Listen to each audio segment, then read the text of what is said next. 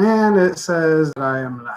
So, what we are going to be talking about today, folks, is a little bit of gun control malarkey. Recently, 1639 passed here in Washington State, making it so that you have to have a safe place to store your firearms. They have to be locked up. They don't allow people between the ages of 18 to 21 to buy weapons anymore. It sounds pretty just unconstitutional as far as I'm concerned. But it is definitely paving the way to gun confiscation and just outright gun control. So a lot of you people, you say things like, but Curtis, the cops, they would never come and take our guns because they swore an oath to the Constitution.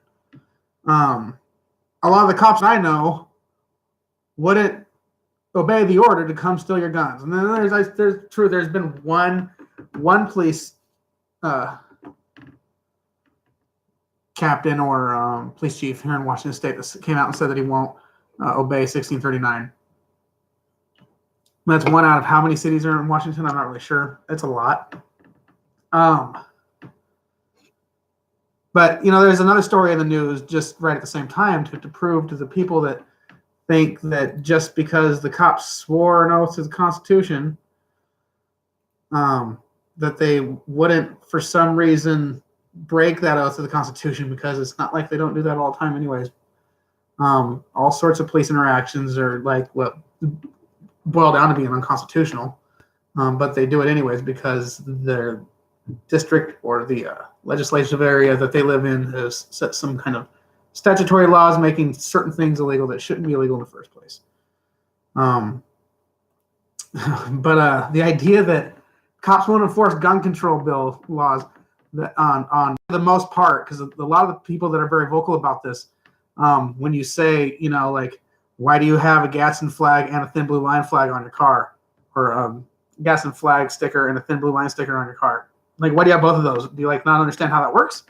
When you have words like, Mullen Labe saying, come take them, and then you have a thin blue line sticker on your car, and I'm not sure if you realize who you're telling to come take them and who you're showing your support for when you're trying to say that cops won't enforce gun control because they swore an oath to the Constitution. Well, when they get that order, if they don't comply, they'll be fired. And their cop friends who will comply will go ahead and come take your guns. That's just the way it is. That's how being a cop works.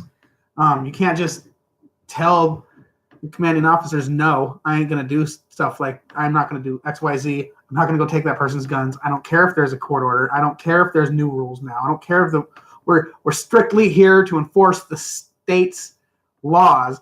And the state's laws might have changed, but I'm going to not follow your order. No, and then you know what happens? They're going to be fired. They're going to go home. They're going to have to find a new job. They're not going to be able to pay bills as easily because they're going to have to be looking for a new job. And a lot of cops realize that even if they do stand up and say, no, I ain't going to do this, well, there's still somebody standing in line right there waiting to take their turn to come and take your guns. And if you don't think that they won't take your guns, you're just sadly mistaken. There was one of these red flag laws over in, can't remember wherever this Annie Andrell places. It's back east somewhere.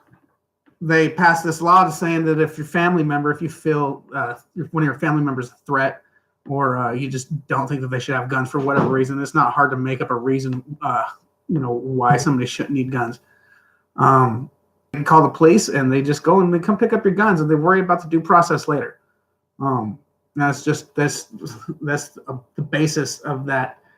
The bills, they're having them in several states, and the cops, they went to somebody's house to go get their gun, and the person didn't want to give up the gun.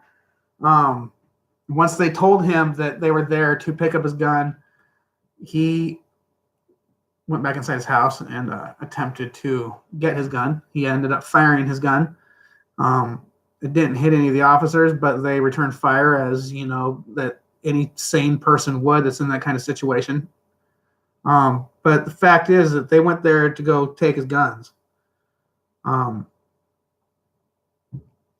they got him. So when you say come and take them, like come and take it, they will. Quit saying things like come take it. Quit telling like the government like you specifically have guns. You definitely have guns. Come here and take them. Like no, like don't come take him. I don't want you to come take the guns. Leave me out of that. Leave me alone. Because these police officers will follow orders, because at the end of the day, they're going to go home with their job so that they can pay their bills like any other human being. And if they decide to not follow the orders, they will simply get fired, and somebody who will follow the orders will come and take them. That's about all I have to say on that.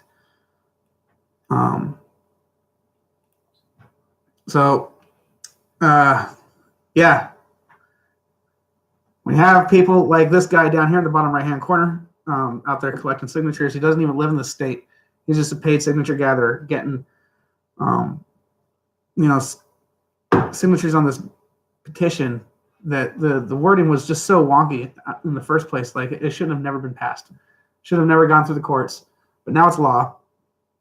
And apparently that's what we're stuck with unless somebody can get that overturned on constitutional grounds, which I don't see why I wouldn't. But again, I don't see why I would put any faith in the court systems anymore at this point anyways.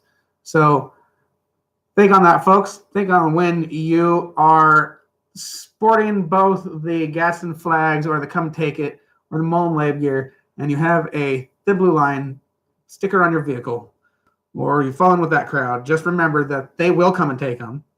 And those are the people that will come and take them.